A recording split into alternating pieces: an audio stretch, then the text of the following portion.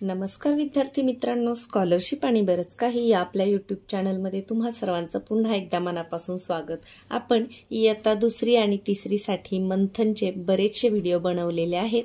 आता परीक्षा जवळ आलेली आहे, तर इयत्ता चौथीसाठी प्रश्नपत्रिकांचा जो संच आहे तर याच्यातील एक एक प्रश्नपत्रिकेवर आपण व्हिडिओ बनवणार आहोत। म्हणजे चौथीच्या मुलांना सुद्धा काही जी गणित आहेत ती कशी पटकन सोडवायची हे माहित होईल, पटकन वेळ जास्त न घालवता पटापट उत्तर कशी शोधायची हे त्यांना समजेल। चला तर मग जास्त वेळ न घालवता व्हिडिओला सुरुवात करूया। सुरुवात करण्यापूर्वी चॅनलवर नवीन असाल तर चॅनलला सबस्क्राइब करा, म्हणजे अभ्यासाचे असे छान छान व्हिडिओ तुम्हाला मिळत राहतील। आणि व्हिडिओला लाईक करायला सुद्धा कुणीही विसरू नका। आज आपण प्रश्नपत्रिका क्रमांक 1 मराठी आणि गणितची, तर प्रश्नपत्रिका मोठी आहे त्याच्यामुळे आपण काय करणार आहे, याचं 2 भाग आपण बनवणार आहे। तर आज आपण मराठी आणि गणिताचे काही प्रश्न या पहिल्या भागामध्ये पाहूयात। पहा, इयत्ता चौथी प्रज्ञाशोध सामान्य ज्ञान परीक्षा सराव प्रश्नपत्रिका क्रमांक 1 गणित आणि मराठीची जी आहे। आता नियम तुम्हाला सगळ्यांना माहिती आहे, तुम्ही इयत्ता चौथीला आहात म्हणजे 1 ते 25 प्रश्न मराठीचे असतात आणि विभाग 2 मध्ये 26 ते 75 प्रश्न गणितचे असतात। म्हणजे मराठीचे आपल्याला किती प्रश्न असणार आहेत, तर 25 प्रश्न असणार आहे। एका प्रश्नासाठी तुम्हाला 2 मार्क असतात, म्हणजे 25 प्रश्न तुम्हाला 50 मार्कांसाठी असतात। यानंतर पहा, गोल रंगवण्याची अचूक पद्धत तुम्हाला प्रश्नपत्रिकेवर सूचना दिलेल्याच असतात। व्यवस्थित या पद्धतीने गोल रंगवायचा आहे, या पद्धतीने किंवा असे अर्धवट रंगवलेले गोल जे आहेत तर ते तुमची उत्तर ग्राह्य धरली जात नाही। तर नेहमीप्रमाणेच मराठीला पहिल्यांदा काय असतं, तर उतारा आहे। तर पहा, खालील उतारा वाचून विचारलेल्या प्रश्नांची उत्तरे शोधा। आता उतारा पटापट आपल्याला वाचायचा आहे, म्हणजे उतारा कशाविषयी आहे हे आपल्याला समजतं आणि काही प्रश्नांची उत्तरे उतारा पुन्हा न वाचता सुद्धा आपल्याला येतात। तर पहा, आपल्या भारतात विविध जातींचे, विविध पंथांचे, निरनिराळ्या धर्मांचे लोक राहतात। त्यांच्या भाषा वेगवेगळ्या आहेत, त्यांची राहणी, त्यांचे आवडते छंद, खाणेपिणे वेगळे आहे, तरी सर्वजण एकाच राष्ट्राचे म्हणजे भारताचे नागरिक आहेत। भारत हे एक राष्ट्र आहे, विविधतेत एकता हेच भारताचे खास वैशिष्ट्य। म्हणून तर परमपूज्य साने गुरुजी म्हणतात की भारतीय संस्कृती हे सहस्र पाकळ्यांचे कमळ आहे, पण तरीही आम्ही एकत्रच आहोत। भारताच्या या विविधतेचा आम्हाला अभिमान आहे। भारत हे एक लोकशाही राष्ट्र आहे। सत्यमेव जयते हे या राष्ट्राचे ब्रीदवाक्य आहे। तर जनगण मन हे भारताचे राष्ट्रीय गीत आहे। अशोक चक्रांकित तिरंगा हा आमचा राष्ट्रध्वज आहे। कोणत्याही नैसर्गिक मानवनिर्मित आपत्तीमध्ये, आपत्ती म्हणजे संकट, आम्ही सर्व एकत्र असतो, एकजुटीने शत्रूला विरोध करतो। आम्ही वेगवेगळे असलो तरी भारताचे ऐक्य जपतो। ऐक्य म्हणजे एकी, जगाला याचेच मोठे नवल वाटते। तर थोडक्यामध्ये आपल्या भारताविषयी हा उतारा आहे आणि त्याच्यावर आता कसे प्रश्न आहेत पहा। भारताचे ब्रीदवाक्य कोणते? आपण आत्ताच वाचले, पहा, सत्यमेव जयते हे या राष्ट्राचे ब्रीदवाक्य आहे। कुठे आहे सत्यमेव जयते? पर्याय क्रमांक 3चा गोल बोट ठेवून तुम्ही तिथे रंगवायचा आहे। प्रत्येक वेळेला उत्तरपत्रिकेमध्ये गोल रंगवताना त्या प्रश्नाच्या इथे बोट ठेवून तुम्ही तो गोल बरोबर रंगवायचा आहे। कारण कधी कधी काय होतं, घाई गडबडीमध्ये खालचे वरचे गोल आपले रंगवले जातात आणि मग एक प्रश्न चुकला तरी त्याच्याबरोबर दुसरा सुद्धा प्रश्न आपला गोल चुकीचा रंगवल्यामुळे त्याचे मार्क आपले जातात। भारताचे खास वैशिष्ट्य कोणते? खास वैशिष्ट्य शब्द शोधा। पहा, खास वैशिष्ट्य काय आहे आपले, आपण आत्ताच वाचले। पहा, विविधतेत एकता हेच भारताचे खास वैशिष्ट्य। विविधतेत एकता कुठे आहे? पर्याय क्रमांक 4। पुढे आहे आपल्याला एक कविता, तर कविता वाचायची आहे आणि त्याच्यावरचे प्रश्न पहा। एक होते लठ्ठ लठ्ठ लालबुंद माकड, कथा सांगे ते कितीतरी भाकड। एक होती इवली इवली चिमणी, घरट्यासाठी झाडांची करत बसली पाहणी। एक होता पांढरा पांढरा ससा, गाता गाता बसला त्याचा घसा। एक होता काळा काळा कावळा, फांदीवर काव काव करत बघतो तिरळा। एक होते छान छान सानुले बाळ, खुदकन हसले तर बघतच राहाल। आता पहा, प्रश्न याच्यावरचे, कविता एकदम सोपी आहे, कारण काय 10 प्रश्नपत्रिका असतात, त्याच्यामध्ये पहिली प्रश्नपत्रिका ही सोपी असते, म्हणून आपण सोप्याकडून सुरुवात केली आहे। चिमणी काय करत होती? चिमणी काय करत होती? पहा, एक होती इवली इवली चिमणी, घरट्यासाठी झाडांची करत बसली पाहणी। घरटे बांधण्यासाठी झाडांची पाहणी करत होती। तो कुठे आहे? पहा, घरट्यासाठी जागा शोधत होती. पाहणी करत होती म्हणजे काय, जागा शोधत होती. पर्याय क्रमांक 2 हे आहे तुमचं उत्तर. रिकाम्या जागी योग्य शब्द शोधायचे आहे. जसे इवली इवली चिमणी, तसे टिंब टिंब कावळा. कसा, इथे पहा बरं प्रश्नामध्ये काय दिले आपल्याला, काळा काळा कावळा. कुठे दिले काळा काळा, पर्याय क्रमांक 4. काव काव कावळा जरी असलं तरी आपल्याला कवितेमध्ये जो शब्द दिलेला आहे तेच इथे उत्तर म्हणून निवडायचं आहे. तर तुमचं उत्तर असणार आहे पर्याय क्रमांक 4. यानंतर खालील संवाद वाचून त्या खाली दिलेल्या प्रश्नांचे उत्तर, म्हणजे संवाद आहे हे वाचत नाही बसलं तरी चालतं, डायरेक्ट संवादाकडे आपल्याला यायचंय, कारण हे वाचण्यामध्ये सुद्धा आपला थोडासा वेळ वाया जातो. नावेतून जात असता त्याने रामूला विचारले, काय रे तुला गणित येतं का? नावाडी म्हणाला नाही. म्हणजे पहा, नावाड्याचं नाव काय आहे, रामू हे आहे, आणि अजून दुसरं कोण आहे हे आपल्याला कळालं नाही, तर इथे आपल्याला ते समजेल.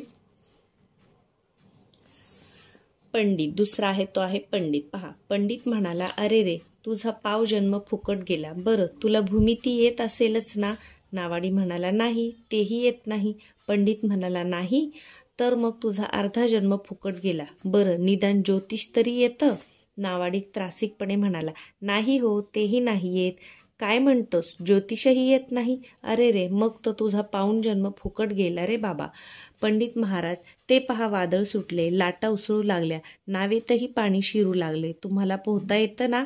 नाही रे, आता कसं होणार? पंडित काकुळतीला येऊन म्हणाला. काकुळतीला म्हणजे व्याकुळ होऊन म्हणाला, आता तुमचा सगळा जन्म फुकट जाणार. असं म्हणून नावाड्याने समुद्रात उडी मारली. नावाड्याने कुठून उडी मारली? समुद्रात. म्हणजे हा संवाद कुठे घडलेला आहे? समुद्रामध्ये नावेत असताना.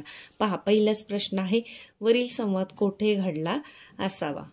वरील संवाद कोठे घडला, तर कुठे घडलाय? समुद्रातील नावेत. पर्याय क्रमांक 3. यानंतर पंडिताचा स्वभाव कसा आहे? हुशार आहे का?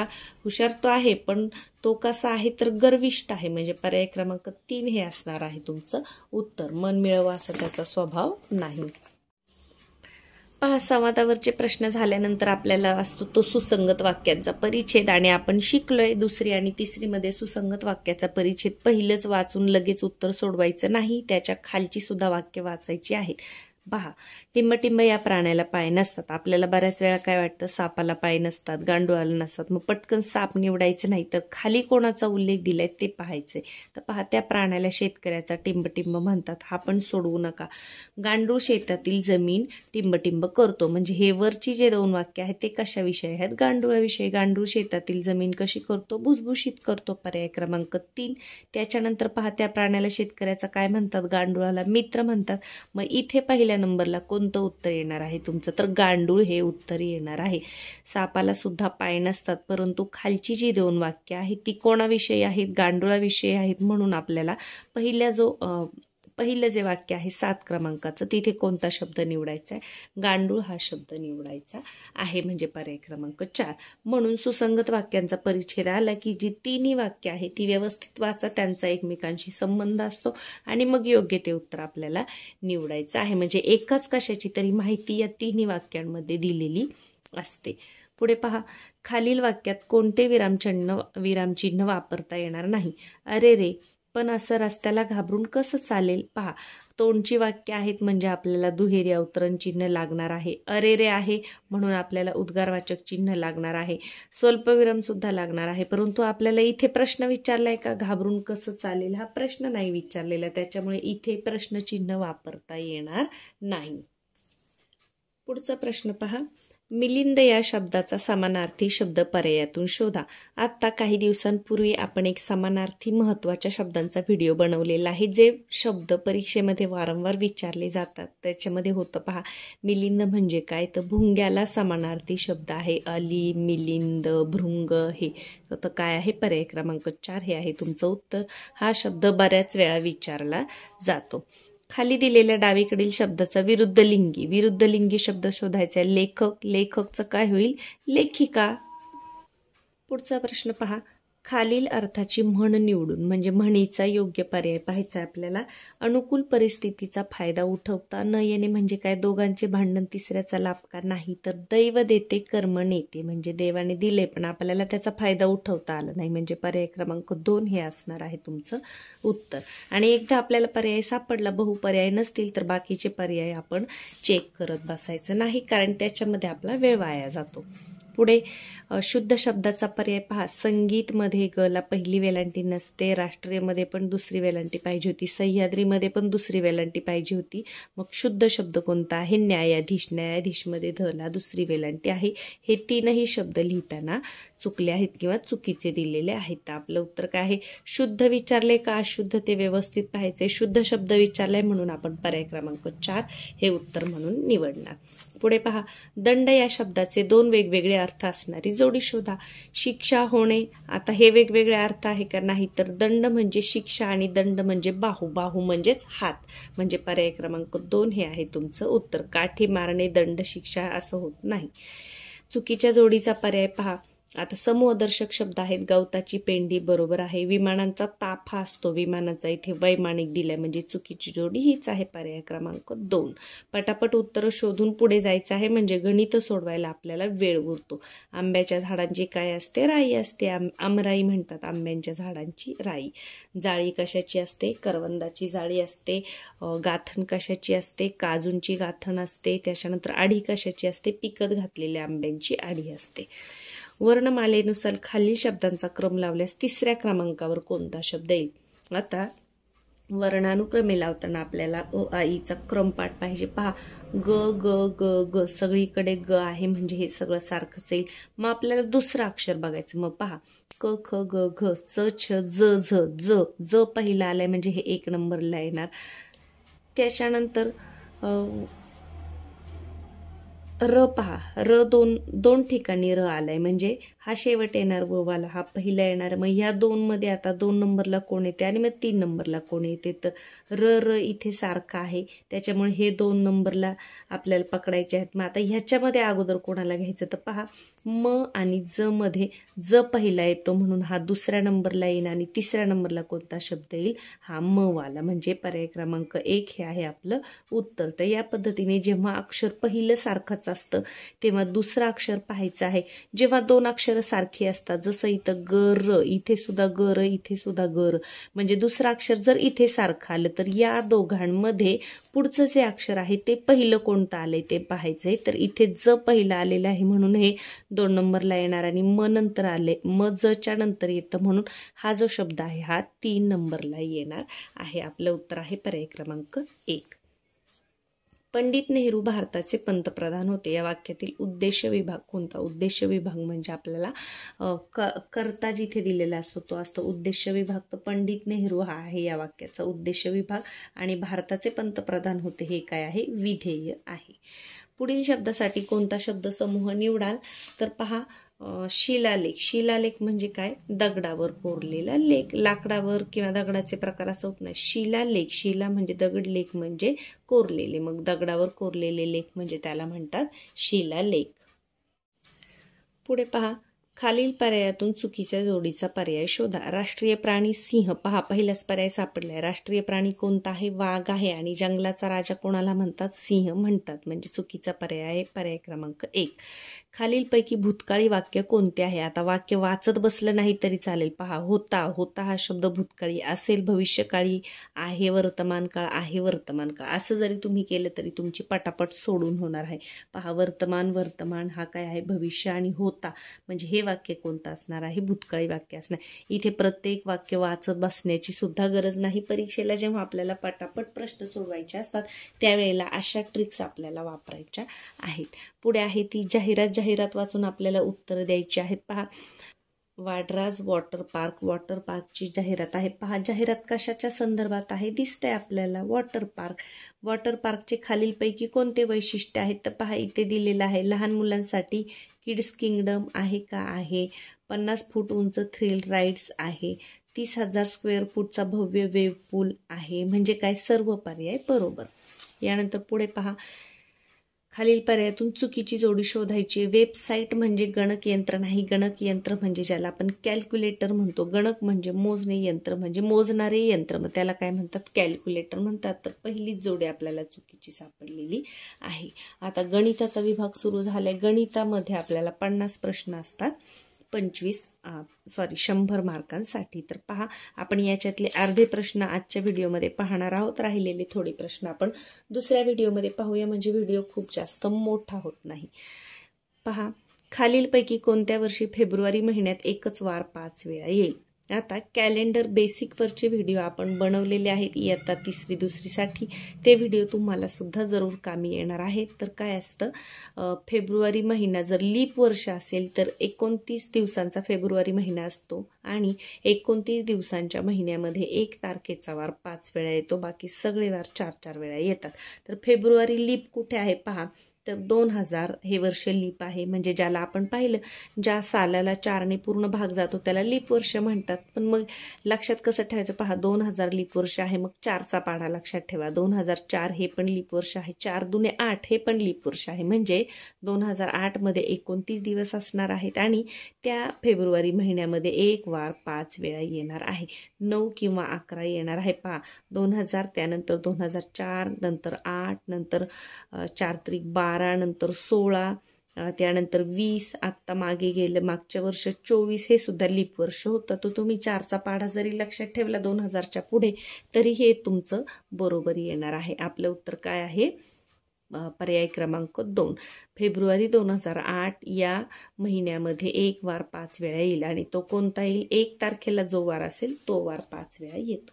याच्याबरोबर अजून आपल्याला काय कॅलेंडरमध्ये पहा, या प्रश्नासारखं जेव्हा 30 दिवसांचा महिना असतो तेव्हा 1 आणि 2 तारखांचे वार 5 वेळा येतात. 31 दिवसांचा महिना असतो तेव्हा 1, 2, 3 तारखांचे वार 5 वेळा येतात. 28 दिवसांच्या महिन्यामध्ये प्रत्येक वार 4 वेळा येतो, कारण 7 चोक 28. आणि 29 दिवसांच्या महिन्यात 1 तारखेचा वार 5 वेळा येतो. पुढे पहा, 4 शतक गुणिले 9 दशक आणि 3 एकक. आता हे दिले शब्दात, मग आपल्याला कसं काम करायचंय? 4 शतक म्हणजे किती? 4 वर शतकचे 2 शून्य द्यायचे.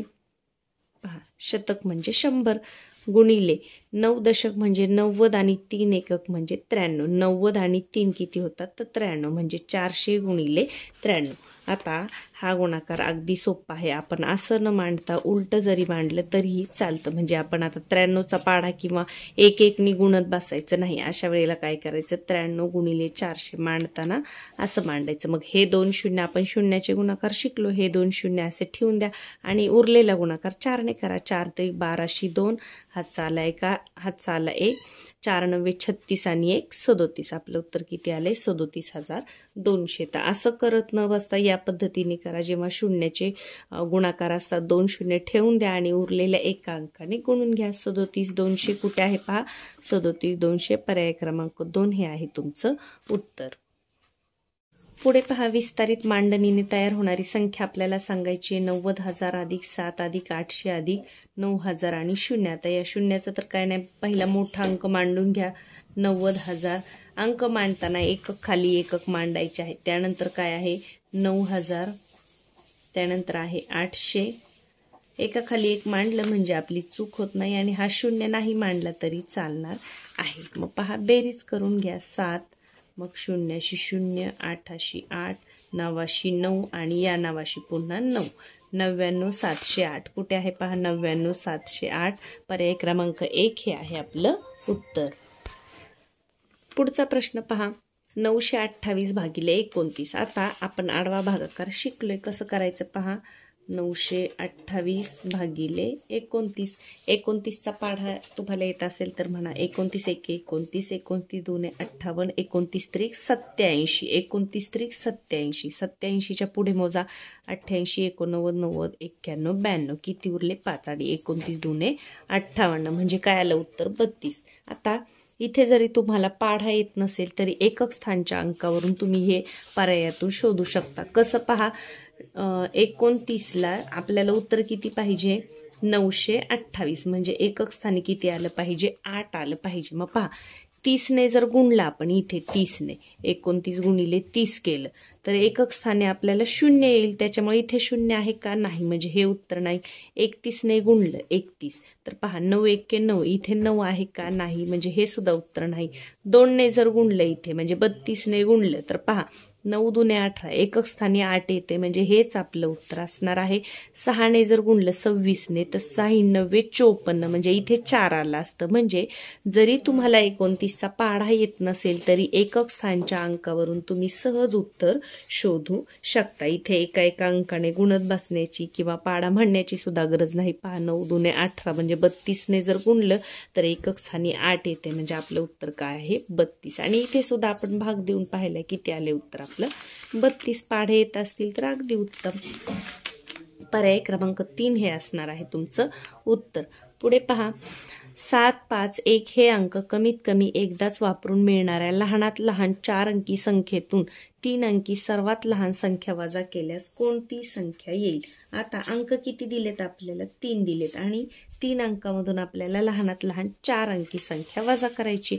मग पहा लहानात लहान संख्या बनवताना सर्वात अगोदर कोणता अंक घेतो आपण, लहान अंक म्हणजे 1 घेणार आपण, त्याच्यानंतर मोठा अंक मग 5 आणि 7.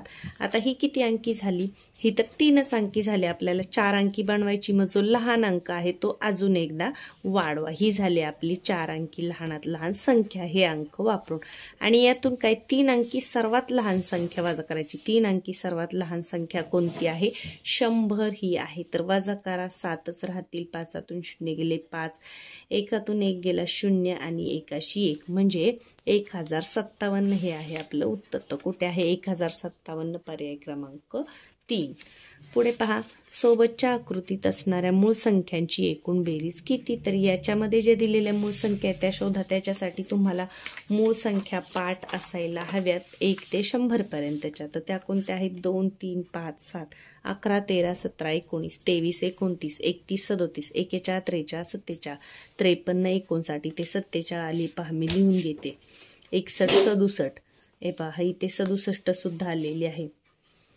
71 73 79 83 89, 83 आली आहे का नाही, 89 आलेली आहे. पहा 89, म्हणजे या 3 मूळ संख्या आलेल्या आहेत. आणि 97 ही एक मूळ संख्या, 91 93 मूळ संख्या नाहीत. मग आता यांची बेरीज करूया. पहा 7 आणि 7 14, 7 त्रिक 21 22 23 3 हातचे आले 2, 6 आणि 4 10 आणि 8 18 19 20, म्हणजे 203. 3च मूळ संख्या आहेत, त्यांची बेरीज आहे 203, पर्याय क्रमांक 2. या प्रकारचे प्रश्न तुम्हाला कधी येतात, जेव्हा तुमच्या मूळ संख्या पाठ असतील तेव्हा. पुढे पहा पुणे विभागात पूर्व माध्यमिक शिष्यवृत्ती परीक्षेला 93,984 विद्यार्थी बसले. त्यापैकी 58,695 मुली होती, बाकी मुली होत्या. तर एकूण किती मुली बसल्या होत्या. अगदी सरळ सरळ इथे आपल्याला काय करायचं, वजाबाकी करायची आहे. 93,984 मधून 58,695 वजा करायचे. एकाखाली एक व्यवस्थित मांडून घ्या. 93,984 वजा 58,695, 58,695. हातच्याची वजाबाकी आपल्याला आली पाहिजे. वजाबाकी करण्यासाठी अंक एकाखाली एक मांडणं फार महत्त्वाचं आहे. आता पहा 4 मधून 5 जात नाही, इथे 7 राहिले, इथे 14 झाले. 5 आणि 5 10 आणि 4 14, म्हणजे 14 मधून 5 गेले, किती उरले 9 उरले. 7तून 9 जात नाही, पुन्हा एक हातचा उसना घ्या, इथे 8 उरले. 9 9 आणि 1 10 7 17, म्हणजे इथे 8 उरले. 8 मधून 6 गेले 2. आता 3 मधून 8 जात नाही, पुन्हा इथे 8 उरले. 8 आणि 5 13, म्हणजे इथे 5 उरले आणि 8तून 5 गेले 3. किती आलं आपलं उत्तर, 35,289. कुठे आहे पहा 35,289, पर्याय क्रमांक 2 हे आहे आपलं उत्तर. इथे आपल्याला सरळ सरळ वजाबाकी करायची होती, परंतु फक्त हातचा उसना व्यवस्थित घेऊन वजाबाकी करायची आहे.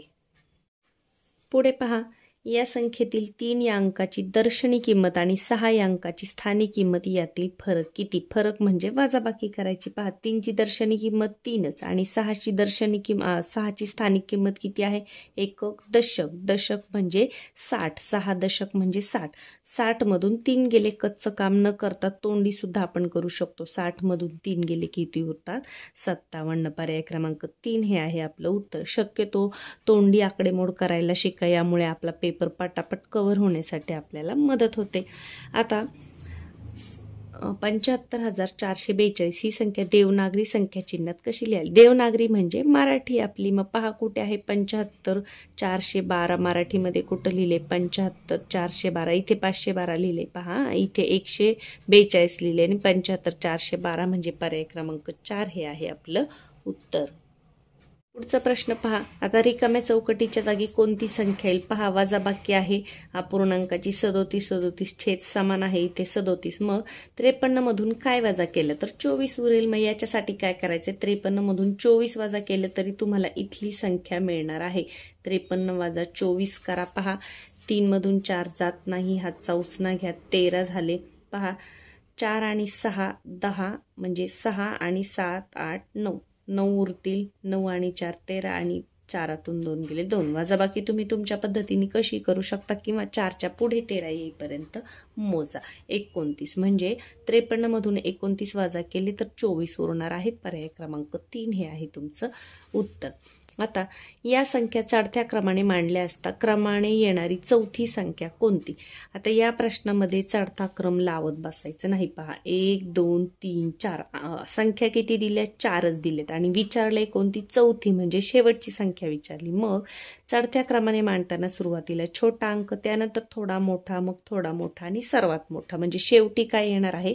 सर्वात मोठा अंक येणार आहे. मग हे चढत्या क्रमाने लावत बसायची गरज नाही.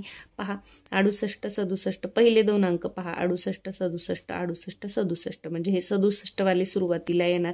68 68 सारखं आहे. मग याच्यात सगळ्यात मोठं कोण आहे तर पहा 500 वाला हा शतक स्थानचा अंक. पहा 547 149. मग 547 सर्वात मोठा आहे म्हणजे चौथा अंक कोणता येणार आहे तर 68,547 हा अंक चौथा क्रमांकावर येणार आहे. कारण 4च अंक आपल्याला दिले आहेत म्हणून इथे चढता उतरता क्रम लावत कच्चं काम करत बसायचं नाही. तर इथे थोडंसं आपण ट्रिक वापरायची आहे की चौथा अंक म्हणजे शेवटचा अंक विचारला मग सर्वात मोठा हाच.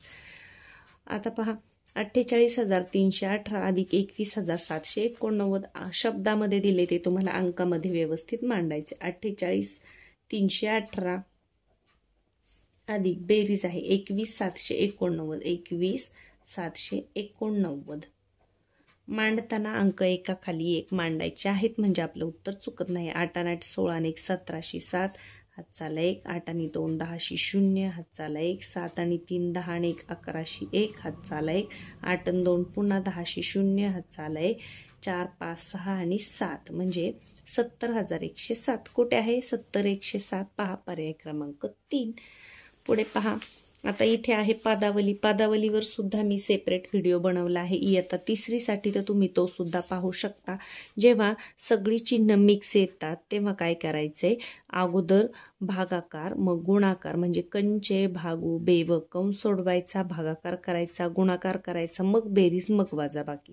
आणि वजाबाकी आणि बेरीज जर एकत्र आली असेल तर मात्र आपण आहे या क्रमाने सोडवत गेलं तरी चालतं. पण इथे आपल्याला गुणाकार आहे, नुसतं वजाबाकी आणि बेरीज नाही. मग आपल्याला सुरुवातीला गुणाकार करून घ्यायचे, बाकीच्या क्रिया नंतर. तर आता हे कसं करायचं पहा. सुरुवातीला आपण गुणाकार करून घेऊयात. तुम्हाला मी मांडून दाखवते म्हणजे समजेल. आता 8 9 काय 72. पूर्ण गणित लिहित बसायचं नाही. 72 बेरजेचं चिन्ह आहे असं ठेवून द्या. आपण हा गुणाकार करून घेतला 8 9 72 केला, बेरजेचं चिन्ह ठेवलं. पुढे पहा हा पण गुणाकार करून घ्या 12 7 84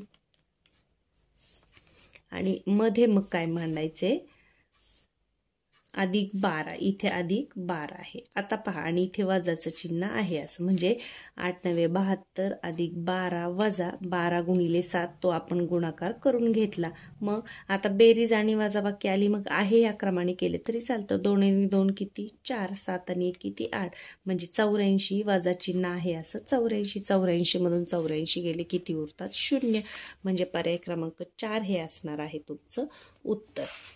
पुढे पहा 11.3/4 या अपूर्णांकाचा अंश खालीलपैकी कोणता आहे? पूर्णांकयुक्त अपूर्णांक आहे. मग याचा साधा अपूर्णांक आपल्याला कशा करायचा असतो पहा. यांचा गुणाकार आणि हे त्यात मिळवायचं. 11 चोक 44 45 46 47 47 47/4 किंवा 47/4 असा हा अपूर्णांक आहे. तर आपल्याला काय विचारलं, याचा अंश कोणता? अंश कोणता आहे? 47. परंतु इथे सरळ सरळ 47 आपल्याला दिलेलं दिसते का? नाही. मग कोणतं 47 ते पहा.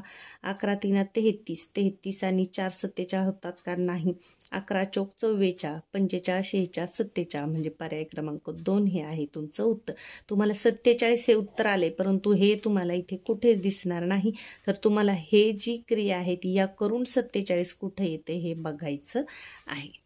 पुढे पहा. प्रत्येक पिशवीमध्ये 750 ग्रॅम साखर याप्रमाणे 15 पिशव्यांमध्ये एकूण किती साखर बांधता येईल? एकूण विचारले म्हणजे आपल्याला काय करायचे? गुणाकार करायचे. मग 750 गुणिले 15. 15चा पाढा आपल्या सगळ्यांना येतो. पहा 15 0 0. इथे जे पाढे आपल्याला येतात तर एका एका अंकाने गुणत बसायचं नाही. 15 5 75 किती? 75 5 हातचे आले 7. 15 7 5 म्हणजे 105. 105 मध्ये 7 मिळवा. 105 आणि 7 किती झाले? 112 म्हणजे 11,250. कुठे आहे पहा? 11,250 ग्रॅम. पर्याय क्रमांक 3 हे आहे आपलं उत्तर.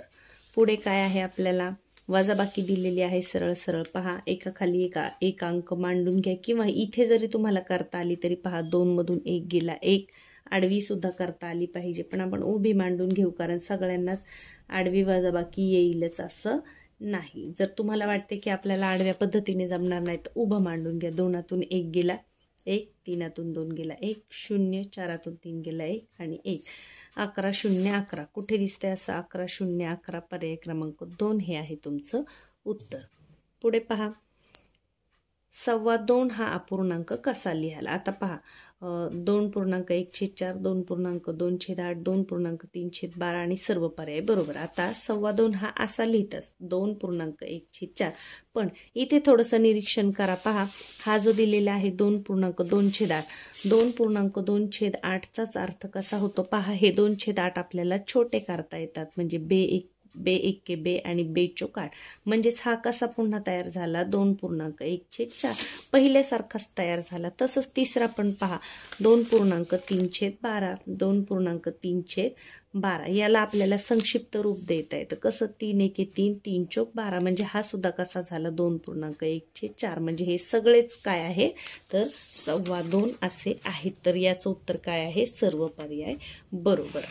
यानंतर या संख्येमध्ये स्टारच्या जागी कोणता अंक लिहावा? म्हणजे या संख्येस 2 3 व 5 ने निशेष भाग जाईल. आता विभाज्यतेच्या कसोट्या तुमच्या पाठ असतील तर तुम्हाला हा प्रश्न अगदी पटकन सोडवता येतो. 2ची कसोटी काय आहे? एकक स्थानी जर समसंख्या असेल तर त्या संख्येला 2 ने भाग जातो. 5ची कसोटी काय आहे? एकक स्थानी 0 किंवा 5 असेल तर त्याला 2 ने भाग जातो, 5 ने भाग जातो. आणि 3ची कसोटी काय आहे? जर अंकांच्या बेरजेला 3 ने भाग गेला तर मग त्या संख्येला 3 ने भाग जातो. आता एकक स्थानी 0 आहे, म्हणजे याला 2 ने आणि 5 ने दोन्हीने भाग जाणार आहे. आता आपल्याला चेक काय करायचंय तर 3चं चेक करायची. 3ची कसोटी म्हणजे अंकांची बेरीज 3 आली पाहिजे. जर आपण आता पहा इथे 4, इथे समजा 5 घेतलं तर 5 5 आणि 4, 5 आणि 5 10 आणि 4 14. 14ला 3 ने भाग जातो का? नाही, म्हणजे हे येणार नाही. इथे 1 घेतलं तर पहा 1 1, 4 आणि 1 5, 5 आणि 1 6, म्हणजे 6 3च्या पटीमध्ये आहे. म्हणजे 1 जर ठेवला तर 3 ने भाग जाणार आहे, 2 ने सुद्धा जाणार आहे, 5 ने सुद्धा जाणार आहे. म्हणजे पर्याय क्रमांक 2 हे आहे तुमचं उत्तर. तर आता आपण 43 प्रश्नापर्यंत आलेलो आहे. तर याच्या पुढचे जे प्रश्न आहेत 44 ते प्रश्न क्रमांक 75 हे आपण उद्याच्या व्हिडिओमध्ये पाहूया. म्हणजे व्हिडिओ आपला खूप मोठा होणार नाही. याच्यामधले जे प्रश्न तुम्हाला समजले नसतील ते पुन्हा एकदा व्हिडिओ पहा आणि समजून घ्या. अगदी सोपं आहे. पटापट प्रश्न सोडवायचे आहेत.